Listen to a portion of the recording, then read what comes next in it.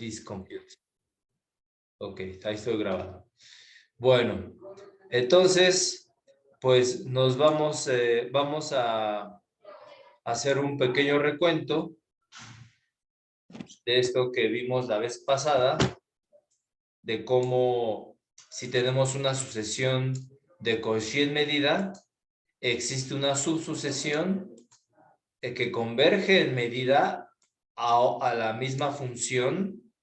Existe una función f que la subsucesión converge a esa f no solo en medida, sino más fuerte aún, casi en todo punto. ¿Ok?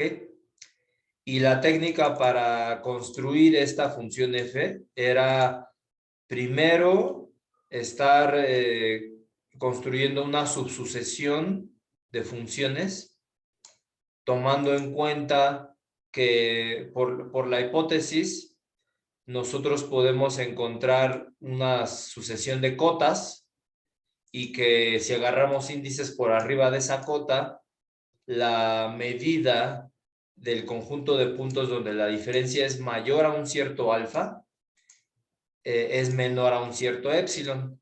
Aquí lo importante, bueno, un punto importante es que el alfa lo estamos tomando igual que el épsilon, pero no tienen por qué ser iguales. El chiste es que, dado un alfa, sabemos que hay convergencia, que esta sucesión de conjuntos converge a cero en medida, y por lo tanto, dado un épsilon, existe el n. Y entonces, dado esta sucesión de cotas que las tomamos estrictamente crecientes, construimos nuestra subsucesión.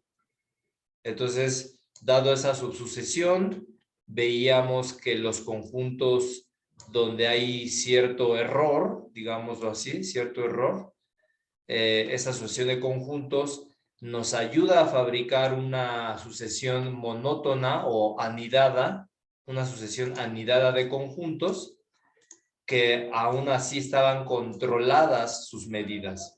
¿Ok? Eso es parte de la técnica. Y entonces, bueno, ahí uno observaba cómo, pues esta es una sucesión de conjuntos que conforme el índice va aumentando el F, esta unión pues es cada vez de menos conjuntos y entonces es como que estos conjuntos van decreciendo, ¿no?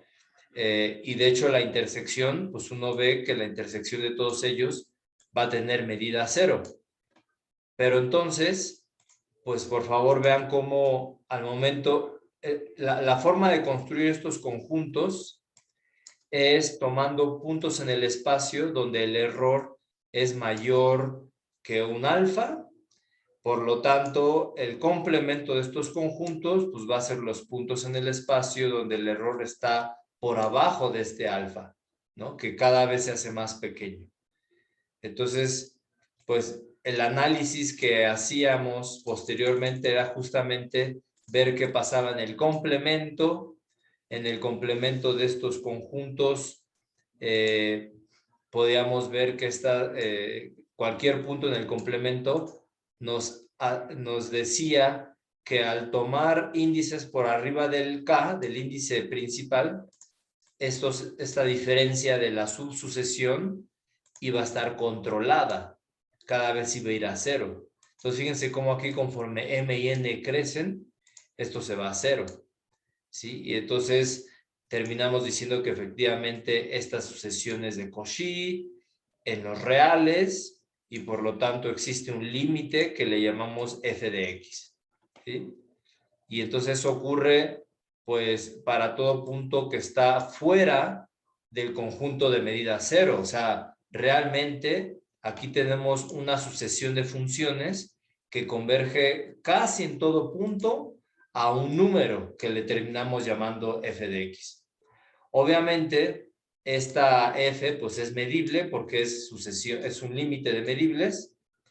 Y además teníamos algo muy interesante. Chequen esto, por favor. Vean que esta sucesión de funciones que converge puntualmente, bueno, casi en todo punto a la función f que definimos, lo hace de una manera uniforme. Porque decíamos, bueno, Lo que pasa es que nosotros nos damos cuenta de que si el punto está fuera de f de k, eventualmente, bueno, al momento, aquí requiere un pequeño cálculo ahí de estar sumando y restando, justo como aquí arriba, ¿no? Que está desde Gn hasta Gm. Y sumábamos y restábamos, íbamos sumando y restando la que seguía, hasta llegar a la última. Y entonces aquí también tenemos que hacer ese truquito, ir sumando y restando Gn más 1, Gn más 2, etcétera. Y todos esos errores van a estar al final de la cola, digamos, siempre van a tener una diferencia de f con algún g sub algo. Pero esa diferencia cada vez se va haciendo más pequeña, ¿sí?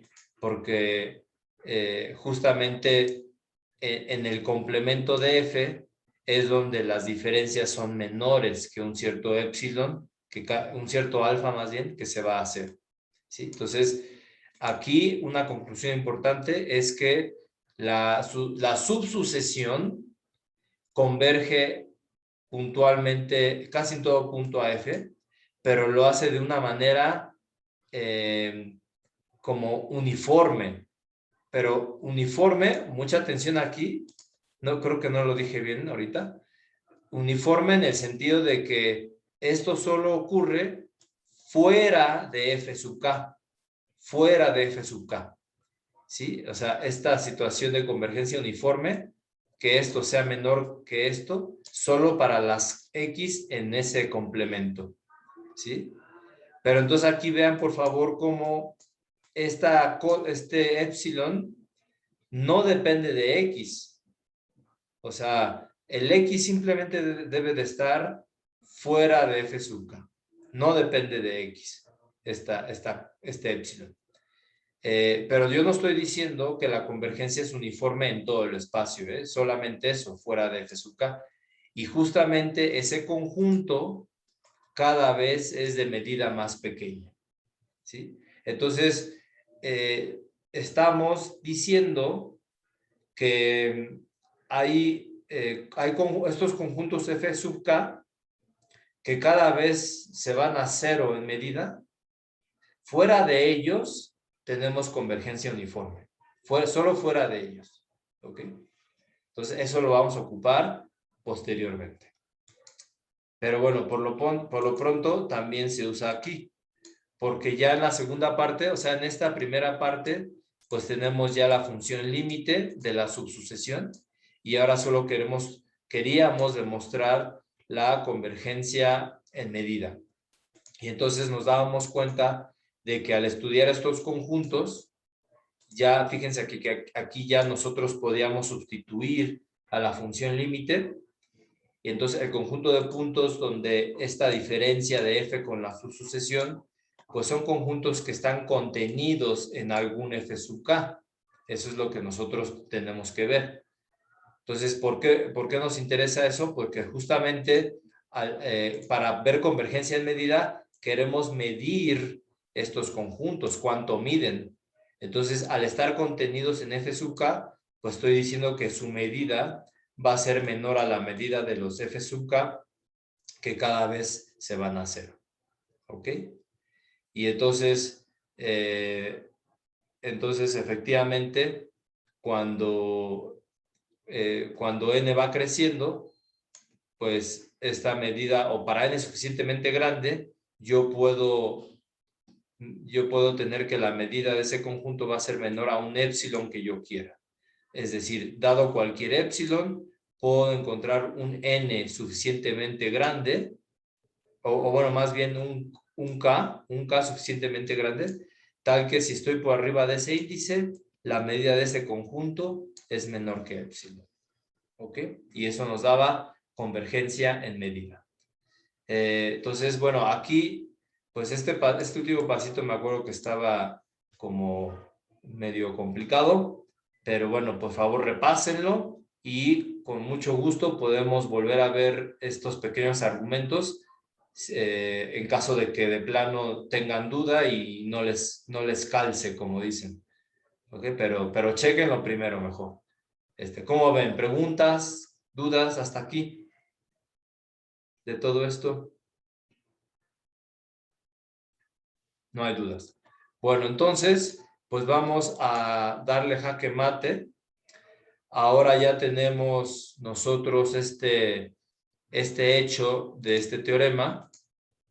O sea, estamos concluyendo aquí que efectivamente una sucesión de Cauchy en medida tiene una sucesión que converge puntualmente, o bueno, casi en todo punto, y en medida.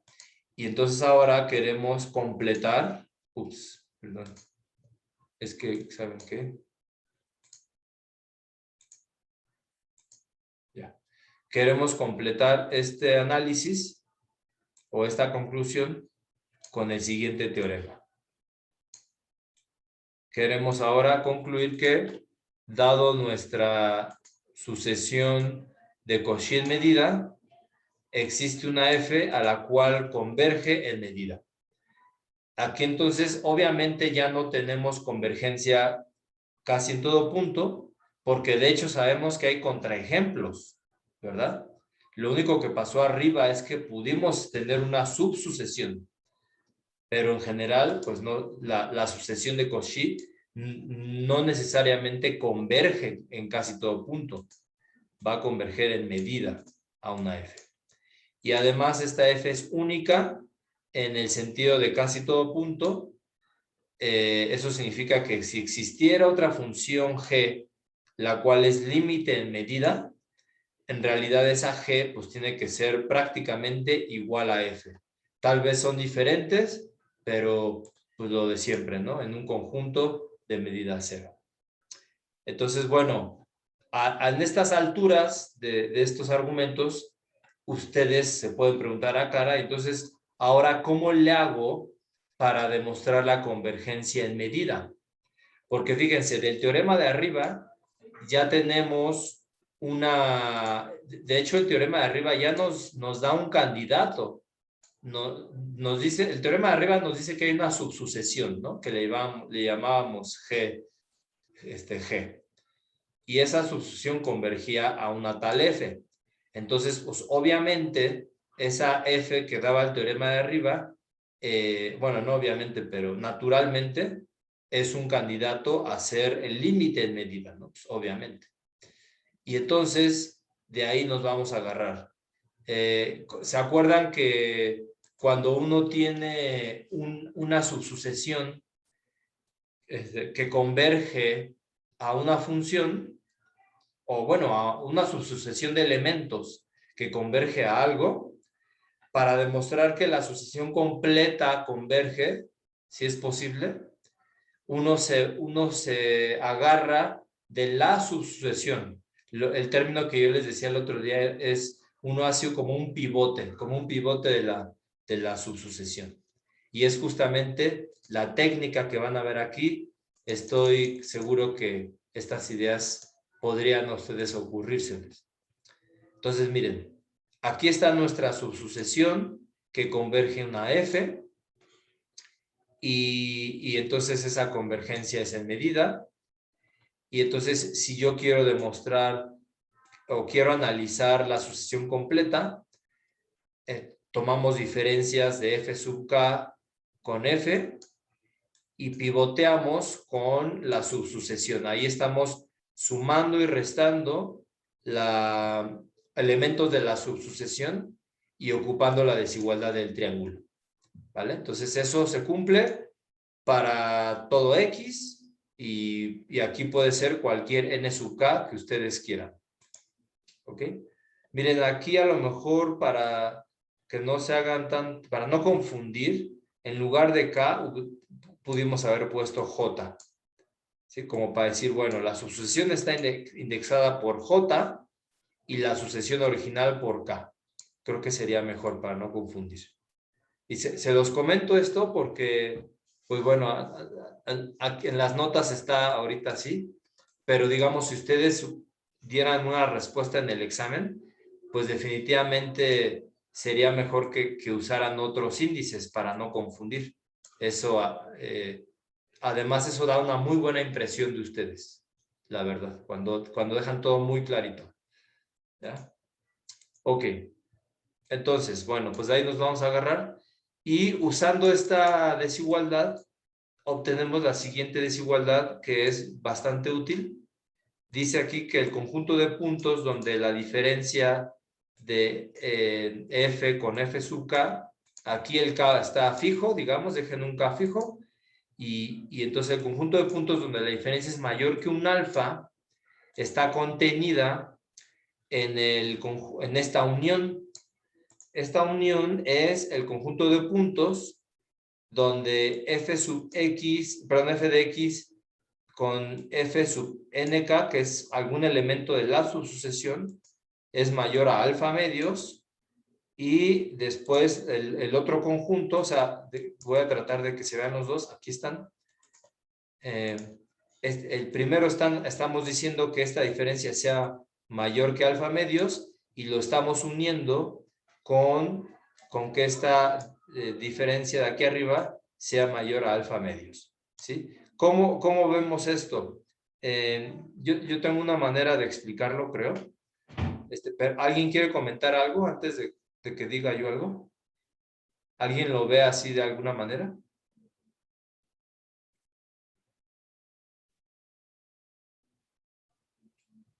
Bueno, entonces miren, la manera en que yo siento que es fácil entender es lo siguiente.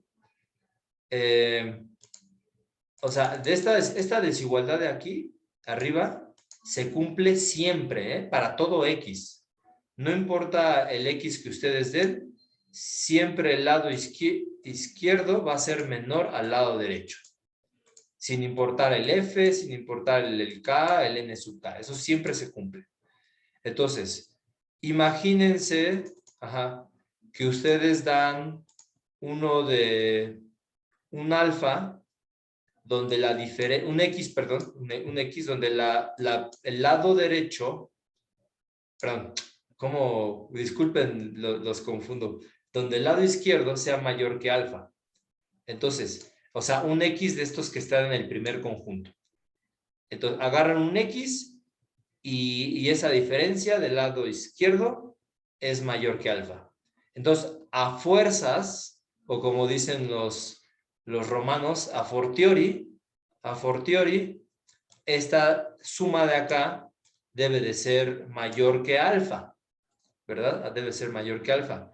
Hay muchas, no sabemos bien qué valores toman estos dos términos, pero entre ellos dos, a fuerzas debe de sumar mayor que alfa.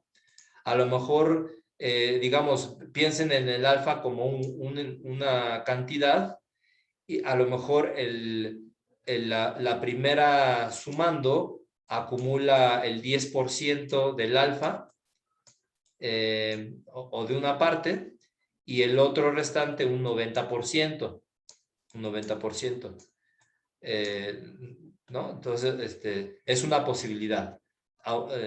La otra posibilidad es que el lado, el último sumando, acumule, no sé, un 20% nada más, y la primer sumando, pues tendría que ser un 80% del alfa, al menos del alfa, ¿no? Entonces, hay muchas posibilidades para que la suma entre estos dos sea mayor que alfa. Puede ser que sea 50 y 50%, ¿no? 50 y 50. Pero entonces, vean cómo ustedes pueden decir, bueno, pues entonces voy a considerar todos los X donde el primer sumando sea mayor a alfa medios, y además voy a unirle todos los X donde el segundo sumando sea mayor a alfa medios. Entonces, vean por favor lo siguiente, el X que ustedes hayan dado aquí para que este término sea mayor que alfa, pues una de dos, o este primer término es mayor a alfa medios, o el segundo. Es decir, esta X debe estar contenida en una de esas dos posibilidades. ¿Sale? El X que ustedes me hayan dado para ver que este lado izquierdo sea mayor que alfa, a fuerzas va a estar contenido en alguno de los dos. A lo mejor no está en el primero, pero pues tendría que estar en el segundo. ¿Sí? Y viceversa. Por eso es que es una unión. Y por eso es que pues esa unión va a contener a todos los X donde ocurra esto de acá. ¿Cómo ven, compañeros? ¿Lo están visualizando? ¿Alguien lo quiere reexplicar? Profe, sí, pero entonces tendríamos que hacer la elección inicialmente para las convergencias en el lado derecho. O sea, la elección de los alfamedios, de los X tales que sean menores que alfamedios, esas elecciones, o sea, tendríamos que primero elegir esos X menores que alfamedios en estos conjuntos del lado derecho para poder concluir que el del lado izquierdo va a ser mayor que alfa. Ahorita tú decías menor, pero debe ser mayor. Sí, sí, perdón, mayor, ajá. ¿Sí? O sea, estas sumitas de aquí, que las voy a poner en rosa, deben de ser mayores a alfa medios. Entonces, a ver otra vez, o sea, tú dices que debo de elegir algo. O sea, que primero se deben de escoger estos X tales que los valores absolutos en el lado derecho sean mayores que alfa medios para poder concluir que los X del lado izquierdo van a ser mayores que alfa. Pues sí, creo que sí, o sea, cuando dices que los debo de escoger primero, no alcanzo a ver muy bien eso. Tú construyes esos conjuntos y te das cuenta que el conjunto de acá debe estar contenido en los de acá. Es lo que estoy tratando de decir. Sí, o sea, me refiero es que primero es como construir los conjuntos del lado derecho para ya poder... Sí, creo que sí te entiendo. O sea, aquí en esta contención, pues sí, los construyo. Ahí están construidos. Sí, sí. Y ya los unes y entonces, pues tratas de ver si efectivamente este conjunto está contenido aquí. Es lo que estoy tratando de explicar. A ver si voy a poner lo que se vea todo. Ahí está, ahí se ve todo. Entonces, según yo, la mejor manera de entender esto es que cuando tú agarras un X en el primer conjunto, va a pasar esto a fuerzas. A fuerzas. Y entonces esto que está acá debe de ser mayor a ese alfa medios. Y entonces ahí es donde uno empieza a tratar de ver que efectivamente es el X que tomamos para que se cumpliera esto, o está aquí o está acá. Lo que pasa es que es un conjunto bastante grande porque estoy tomando la unión.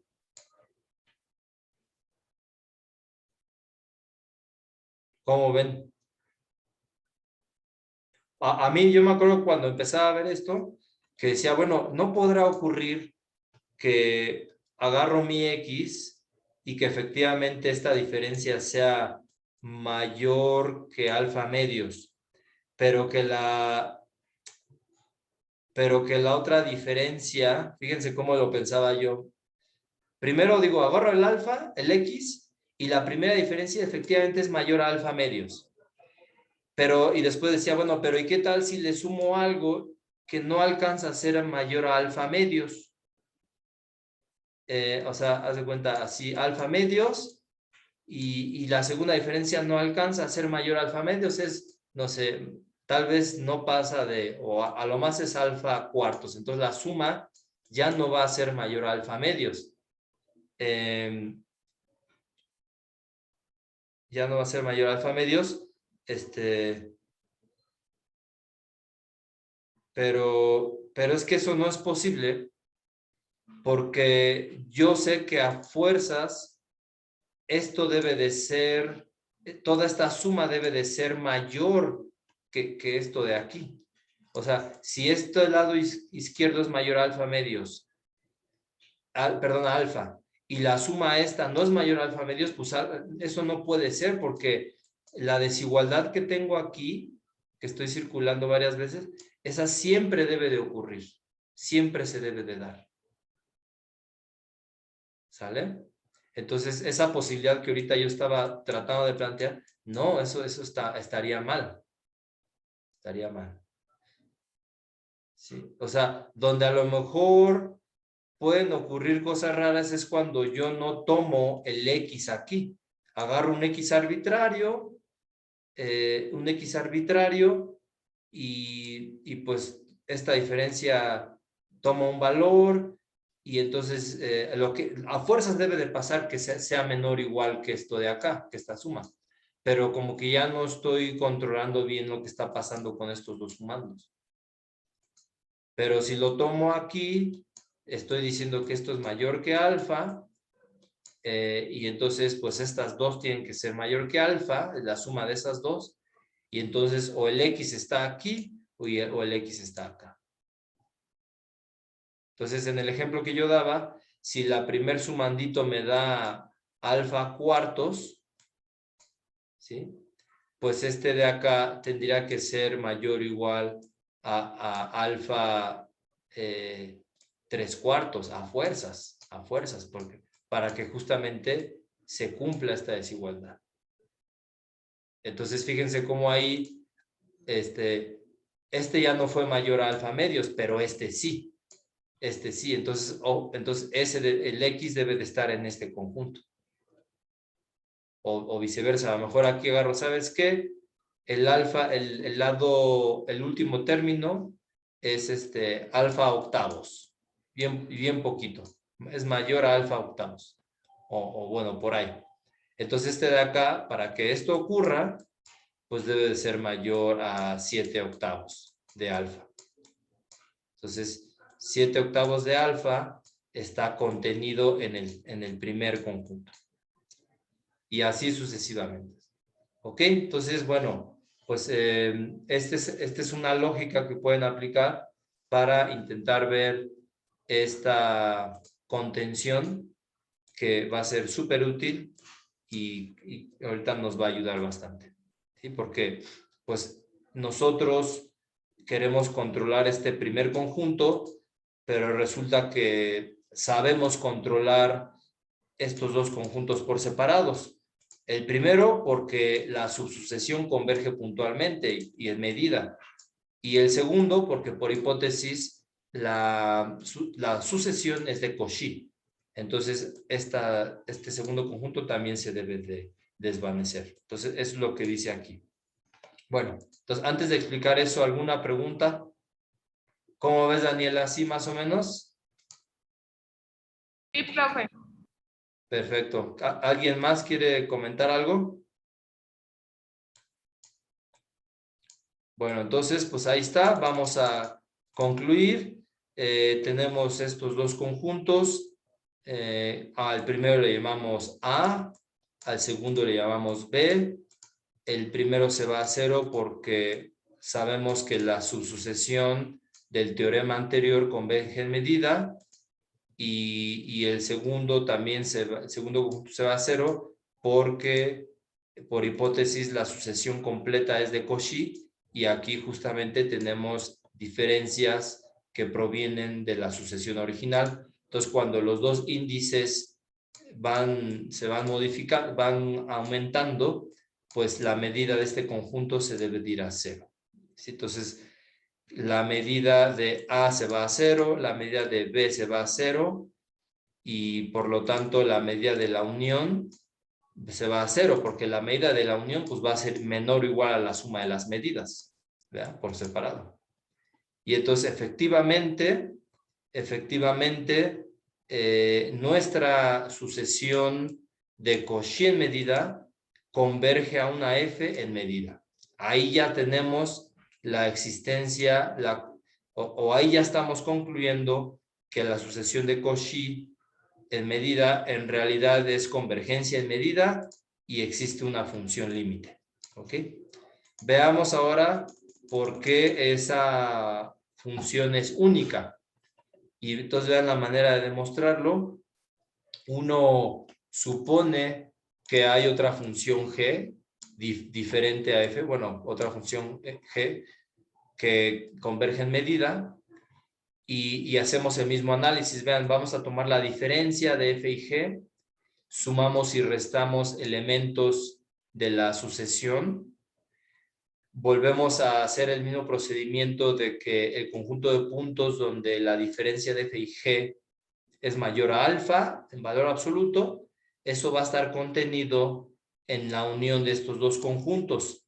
Lo mismo de hace rato, ¿no?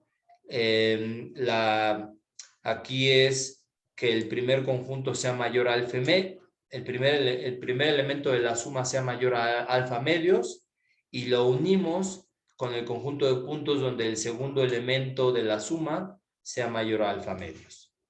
Y entonces tenemos esta bonita contención que nos va a permitir controlar la medida de este primer conjunto. ¿Sí? La medida de este primer conjunto. Entonces, pues, ¿qué ocurre? Lo mismo de hace rato. El primer conjunto, que se llama A, converge a 0 porque es porque ya sabemos de allá arriba que esta converge a F en medida. Y el segundo, por la misma razón, porque es la hipótesis. Estamos diciendo que Fn converge a G en medida. Entonces, al final del día, el conjunto de puntos donde la diferencia de F y G es mayor que alfa, converge a 0 para cualquier alfa arbitrariamente pequeño.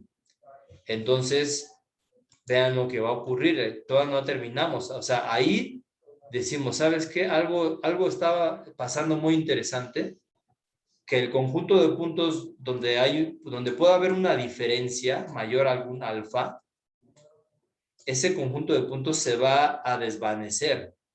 Y entonces uno se imagina eso y uno dice, pues es que alfa puede ser arbitrariamente pequeño, ¿no? Entonces, este error, o sea, el conjunto de puntos en el espacio donde la diferencia es mayor a algo muy pequeño, se va a cero. Entonces, ahí empezamos a intuir que f y g deben ser la misma, o casi la misma. Entonces, pero la manera clarita de dejar eso es lo siguiente. Esto que voy a decir a continuación es como la cereza del pastel, digamos, es lo último para que quede transparente, transparente. Entonces, aquí va. El sub alfa, pues es el conjunto de puntos donde la diferencia es mayor que alfa. En particular, podemos poner aquí alfa, que van a ser 1 entre m, que ese conjunto de alfas pues se va a hacer. Y entonces vean esta igualdad tan bonita de conjuntos. El conjunto de puntos donde f y g son diferentes es igual, aquí olvídense por un momento de las medidas, pero los conjuntos son los mismos. El conjunto de puntos donde f y g son diferentes es esta unión numerable.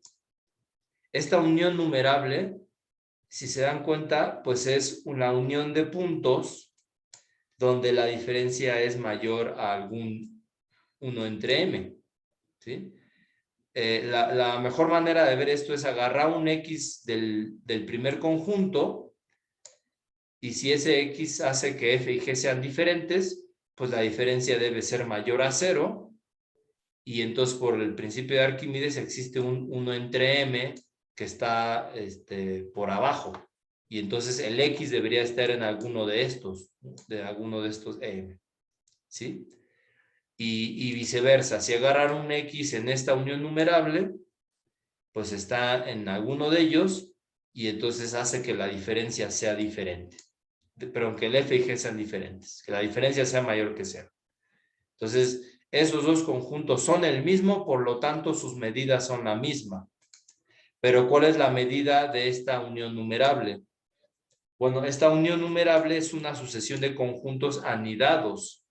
Observen, por favor, que conforme el m va creciendo, el 1 entre m cada vez se hace más pequeño.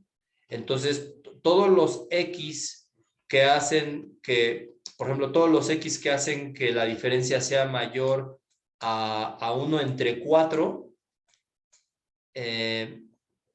contienen 1 entre 4, contienen a todos los X donde la diferencia es mayor a 1/2, ¿verdad? Entonces, por eso estos conjuntos están anidados. Y entonces, vean cómo es, conforme el M va creciendo, el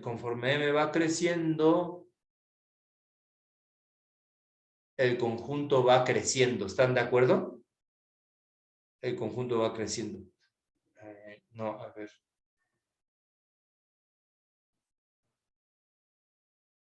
Sí, déjame ver. El conjunto va creciendo, entonces realmente es como si... Entonces la medida de esta unión va a ser la medida de el límite.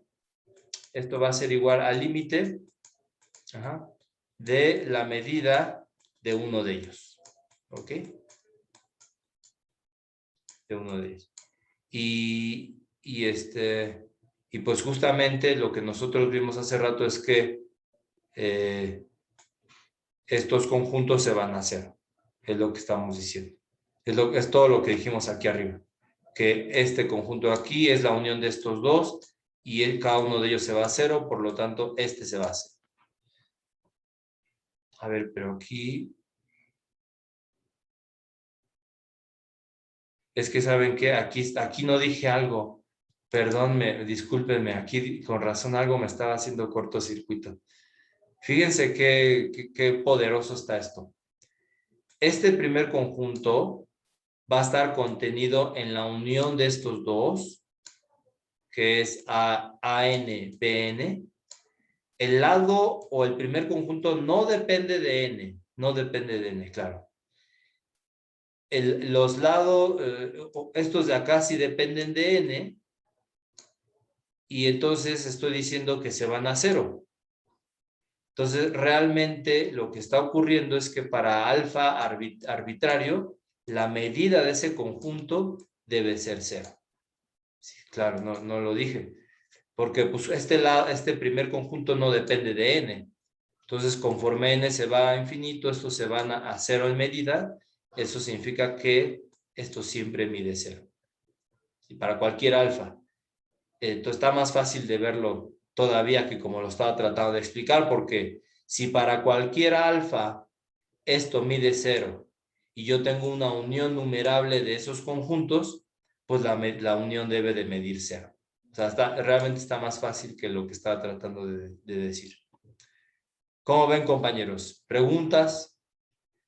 Entonces aquí pues hemos demostrado que efectivamente el conjunto de puntos donde son diferentes estas dos funciones pues es un conjunto que mide cero. Entonces realmente es la misma función. ¿Preguntas de todo esto? ¿Dudas? Ahora sí quedó más clarito. ¿Ok? Bueno, entonces, si no hay más dudas, voy a detener aquí la grabación y ya para seguir explicando lo que viene.